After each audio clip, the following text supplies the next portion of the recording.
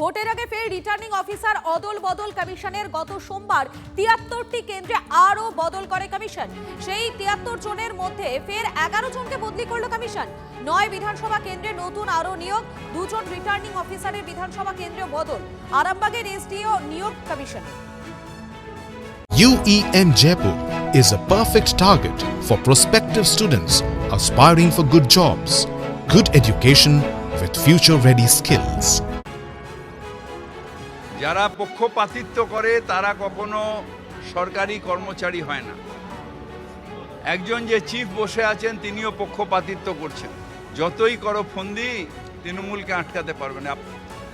এরা বদল করতে থাকবে ইলেকশন কমিশন, আর জানবে না যে কখন ইলেকশন কমিশন নিজেই বদল হয়ে যাবে।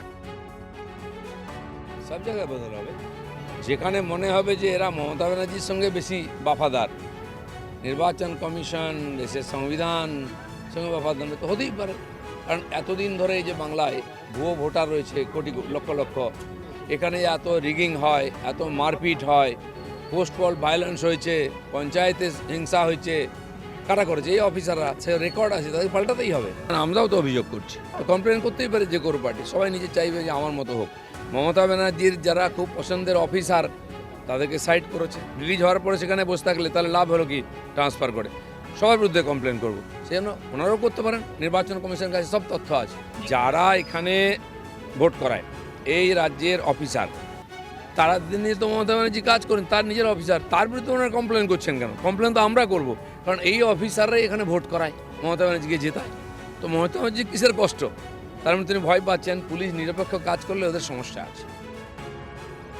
আমার কথা হচ্ছে যে কে কার ঘনিষ্ঠ সেটা বড় কথা না, সে আইনের প্রতি দায়বদ্ধ কিনা। আমরা বারবার বলছি প্রশাসন সে আইনের প্রতি দায়বদ্ধ থাকবে, নেতাদের প্রতি না। যারা আইনের প্রতি দায়বদ্ধ নয় তাদের সরিয়ে দেওয়া উচিত, তাড়িয়ে দেওয়া উচিত প্রশাসন থেকে। কলকাতা হাইকোর্টের প্রধান বিচারপতিকে চিঠি চন্দ্রিমা ভট্টাচার্যের। এখনো পর্যন্ত তৃণমূলের ১১ জন প্রার্থীর নাম এসআইআর বিবেচনাধীন তালিকায় রয়েছে। তাদের বিষয়ে দ্রুত হস্তক্ষেপের আর্জি তৃণমূলের। হাইকোর্টের প্রধান বিচারপতিকে ইমেলে ৩ পাতায় চিঠি লিখেছেন রাজ্যের মন্ত্রী চন্দ্রিমা ভট্টাচার্য। চিঠির সঙ্গে ১১টি কেন্দ্রের কোথায় কাকে প্রার্থী করা হয়েছে তাদের এপিক নম্বর সহ পৃথক একটি তালিকাও দেওয়া হচ্ছে। এই তালিকায় রয়েছেন রাজ্যের মন্ত্রী শশী পাজা। এছাড়াও এসআইআর অমীমাংসিত নামে সাপ্লিমেন্টারি তালিকা প্রকাশের অনুরোধ। সূত্রের খবর, এই প্রক্রিয়ায় নিযুক্ত বিচারকরা ২৭ লক্ষ বিচারাধীন নামের মীমাংসা করেছেন, কিন্তু এই বিষয়ে এখনো পর্যন্ত কোনো নথি নেই। নির্বাচন কমিশনকে তালিকা প্রকাশের নির্দেশ দিতে হাইকোর্টের কাছে আর্জি চলবে। দেবজিৎ সরকার বিজেপির প্রধান মুখপাত্র রয়েছেন আমাদের সঙ্গে।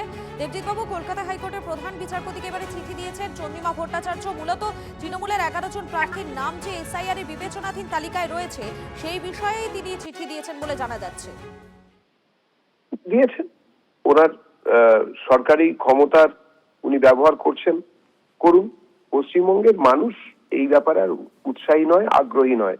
তৃণমূলের কোনো কথার প্রতিষ্ঠা পশ্চিমবঙ্গের জনতার কাছে নেই।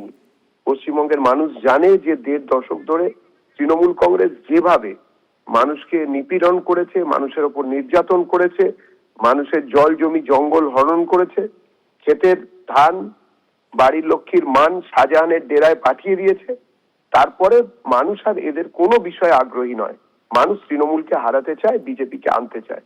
যতই চিঠি লিখুন, পদ্য লিখুন, গদ্য লিখুন, কিচ্ছু এসে যায় না। এই নির্বাচন ২৬-এর নির্বাচন তৃণমূলের বিসর্জন হবেই। ধন্যবাদ আপনাকে।